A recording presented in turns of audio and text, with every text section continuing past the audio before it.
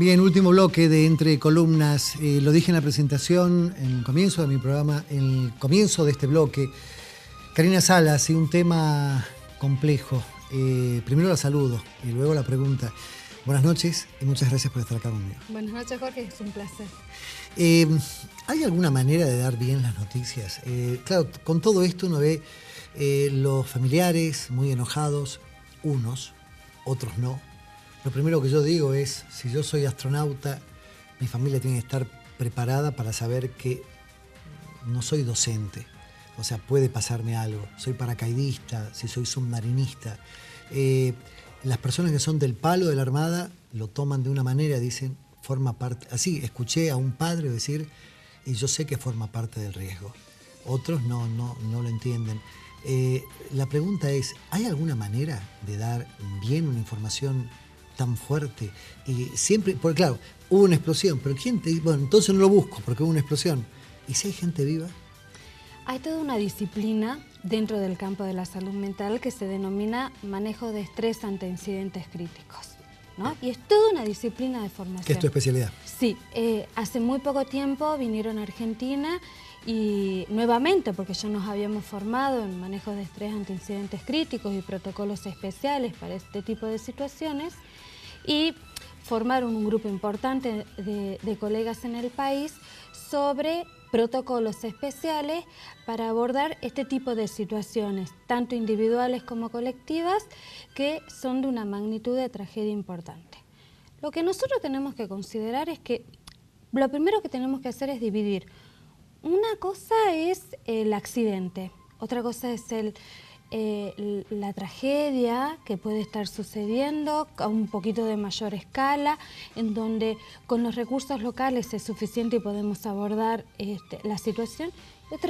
Y otra magnitud completamente diferente son las catástrofes.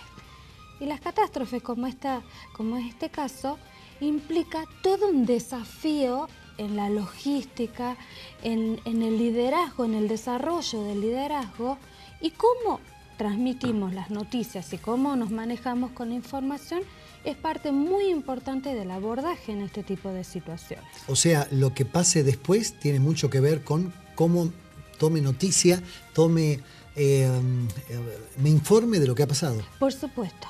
Nosotros siempre decimos que sin caer obviamente en la crueldad, porque el principio fundamental tiene que ver con la empatía, claro, y con la común unión con el otro. La verdad duele una vez, la mentira duele siempre. Entonces, tener las herramientas comunicacionales, saber cómo transmitir un mensaje, cómo dar una información, que es terrible, por cierto, que es de una magnitud emocional muy grande, uno tiene que darla apropiadamente. Y para eso, ya la Organización Panamericana de la Salud, ya en el 2009, había difundido todo un manual, un protocolo específico para cómo nos manejamos en situaciones de desastres, de catástrofes, y cómo transmitimos la información. Vos sabés que no solamente catástrofe, ¿no? Hay veces que, por ejemplo, pasa que hay un hijo lejos y muere papá o muere el abuelo y vos no sabés cómo decírselo. No vaya a ser cosa que se venga quemando en el auto y se mate él. Entonces es típico, papá está muy mal, papá ya está muerto, pero vos decís, papá está muy mal, venite, pero vení tranquilo que no está, y vos ya lo decodificás a eso y decís, papá crepó. Bien, bárbaro. Pero hay veces que no es fácil dar una información y vos tenés que elegir entre los pocos elementos que tenés para decir, ¿digo la verdad, miento o digo una verdad a media, que en parte es una mentira también? Hay un protocolo que se denomina protocolo de Buchmann. Este protocolo, ¿qué es lo que plantea? Son pasos específicos sobre cómo dar las malas noticias, ¿no? A ver. Los médicos... Me mataste, yo no lo sabía. Buchmann. De Buchmann. Buchmann. Hay un médico del área de la oncología trabajando intensamente con pacientes que estaban en situaciones o con enfermedades terminales o situaciones que tenía que dar diagnósticos difíciles, creó todo un protocolo sobre cómo podemos dar estas malas noticias, ¿no? Los médicos trabajan con este protocolo y esperamos que por favor trabajen con este protocolo porque son modos de cuidar la salud mental. Cualquier mala noticia es absolutamente impactante para cualquier persona, en cualquier lugar, en cualquier circunstancia. Karina, que suene un teléfono a las 3 de la mañana... Asusta a cualquiera. Ya claro, no dormís más. Asusta porque... Perdón, equivocado, ya está listo, demasiado, no dormís más. Además, lo que nosotros tenemos que considerar que nuestro cerebro no está preparado para las malas noticias, sino está preparado para las situaciones intempestivas o las tragedias. Qué loco, ¿no? Porque lo entendés que tal persona es mortal, entendés que tiene 95 años, entendés que está mal de salud, pero entendés que vive un día más. ¿Cómo se va a morir hoy? Es que una cosa es que uno lo sepa desde la lógica. Desde la lógica uno sabe. Y otra cosa muy diferente es vivirlo. Lamentablemente, la gente, los padres, los familiares, los hermanos, los tíos de nuestros 44 submarinistas sabían desde la lógica que podía suceder. Muy diferente es vivirlo. ¿Y cómo se transmite la noticia? La noticia está. El tema es cómo nosotros la transmitimos puede tener un efecto devastador o puede ayudar a nuestro cerebro a ir integrando de a poco la experiencia, que por cierto es devastadora para cualquiera. Entonces, si hay alguien para transmitir una mala noticia, preparado, que pueda estar con herramientas, no solo herramientas desde la profesión o del campo de la psicología o desde el campo de las comunicaciones o del campo de las relaciones humanas, no solo el campo disciplinar específico, sino con saber específico sobre manejo de estrés ante incidentes críticos, siempre está la información sobre qué decimos, cómo decimos, cuánto está preparada la persona para recibir cierta información y no otra. Ahora, Karina, hay muertes y muertes. Una cosa es morir de un ACV, otra cosa es morir, algo parecido, es morir de un ataque cardíaco. Una cosa también lógica es, más o menos, está dentro del mismo pack, morir de cáncer. Pero murió quemado. El caso de los 4 chicos que encontraron la muerte apagando un incendio. El caso de las personas que se fueron de vacaciones y un tsunami se los llevó puesto. El caso de 44 personas que, bueno, encuentran la muerte de esa manera. Uno se pone en el momento, o sea, a mí me tocó estar donde está sentada vos, con los padres de los chicos que murieron quemados en Huachipa, y de repente me lo contaban, se los contaba, y vos lo vivís, lo que debe ser morir quemado, lo que debe ser morir por falta de oxígeno, lo que debe ser morir y quedar en la nada, por ejemplo, en una nave espacial. Quedás ahí dando vuelta en la eternidad y por los tiempos de los tiempos ni te descomponés.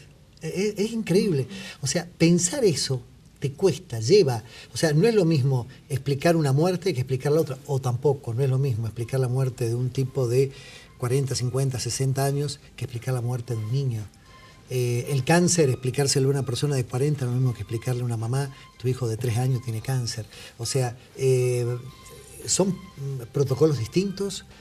O medianamente llevan la misma columna vertebral. Lo que nosotros tenemos que considerar son 2 aspectos, ¿no? Yo dividiría tu pregunta en 2 partes. Uno es lo que vive la persona en situación de crisis extrema.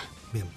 Cuando a alguien le toca vivir una situación de crisis extrema, ¿qué es lo que sucede? Se activan mecanismos neurobiológicos y nuestro cerebro activa mecanismos o de lucha o de huida, o una actitud de afrontamiento a la situación. O negación o afrontarse. O quedarse congelado. Son respuestas absolutamente neurobiológicas, instintivas, que no es que uno las puede pensar y dice, ay, si me pasase tal cosa yo podría reaccionar de este modo. Y cuando uno le pasa algo no pudo reaccionar y se quedó tildado. En esos momentos de terrible estrés emocional, el cerebro adopta este tipo de conductas frente al estrés, de lucha, de huida o de parálisis, ¿no? Que estas son respuestas neurobiológicas, no son respuestas racionales, son absolutamente neurobiológicas. Y la otra parte es cómo viven los demás y cómo se vive la experiencia. Nosotros en el campo del trauma, ¿qué es lo que planteamos? Que no es el hecho en sí lo que traumatiza, sino la vivencia acerca de este hecho. Y que en esto hay consenso para pensar que un hecho puede ser en sí mismo absolutamente terrible absolutamente terrible, pero nuestra neurobiología y nuestro cerebro está preparado para sanar gradualmente, excepto que algo impida. ¿Qué significa que algo impida? Que abrumó los mecanismos de la persona. Entonces, cuando la persona vivió la experiencia, se sintió absolutamente abrumada y sobrepasó lo que su cerebro podía tolerar, genera trauma. Es una respuesta neurobiológica de trauma, ¿no? Se producen ciertas sustancias químicas, información que se almacena en una determinada área de nuestro cerebro, nuestro sistema límbico, trauma. Y es información que no puede ser procesada adaptativamente. Pero ¿qué es lo que sucede? Probablemente para algunas otras personas que viven experiencias adversas, difíciles, uno dice, ¿por qué con la misma experiencia tal persona queda absolutamente traumatizada, una vida devastada? Y otros siguen una vida normal. Y otros puede, no sé si normal, pero puede recuperar su historicidad, ¿no? Hay una etapa posterior al trauma en donde va a poder recuperar su historicidad. Bueno, en gran parte la respuesta está en cómo se vive la experiencia, en cómo nuestro sistema neurobiológico vive la experiencia. Y cómo se reciben las noticias es muy importante. Nosotros los profesionales del campo de la salud mental estamos trabajando permanentemente con personas que tal vez el médico le dio una noticia de una enfermedad terminal, pero se la dio de modo humano, cálido, se acercó, lo escuchó, lo miró, le dio opciones, esto es muy importante, ¿no? Y pudo contemplar su situación personal. Entonces eso va ayudando a que se pueda procesar la experiencia. O tal vez le dijeron una noticia de un modo intempestivo, que no estaba preparado, claro, en lo más mínimo, que su cerebro no se pudo ir preparando gradualmente. Porque cuando a uno le dicen, te tengo que decir algo duro, uno sabe y el cerebro de uno se prepara y advierte que lo que viene es muy difícil. Y se prepara para eso. Se prepara automáticamente para eso. Karina, qué lindo tema, ¿no? Hermoso. Yo te agradezco muchísimo porque realmente pienso que hay un montón de personas que han recibido noticias muy fuertes y que siguen peleando contra sí mismas para dar una solución. Tienen que ir a pedir ayuda. Es mucho más fácil, es mucho más rápido y es lo que realmente te va a mejorar. Y hoy estamos hablando de protocolos de intervención a partir de las 12 horas, de las 24 horas de un suceso traumático. Imagínate entonces. Karina Salas, yo te agradezco mucho. Un placer. Nosotros nos vamos, el tiempo, time is up, el tiempo ha terminado. Nos vemos dentro de 7 días. Por su atención, muchas gracias.